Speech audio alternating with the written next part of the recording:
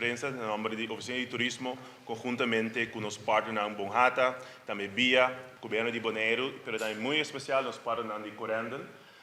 Nós vemos assim a apresentação em inglês, nós temos uma introdução cortico no desenvolvimento e também inglês, e depois nós passamos a palavra para o representante de Corendon, para dar também informação e update para a De minha parte, seguro como oficina de turismo, havia um dia grande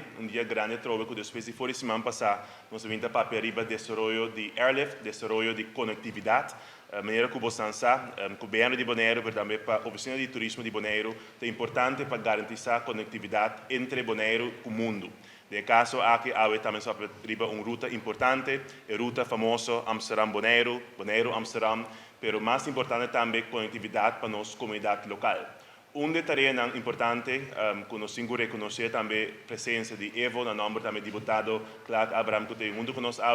uma prioridade tão grande do último ano aqui para nós poder garantir a conectividade num preço pagável para a nossa comunidade local de Bonaire, para poder viajar também para a Europa. De caso, aqui também nós vamos discutir riba de água. Outra obstante também, me que toca também caloroso bom especial também na Bonhata, Ferushka, com seu membro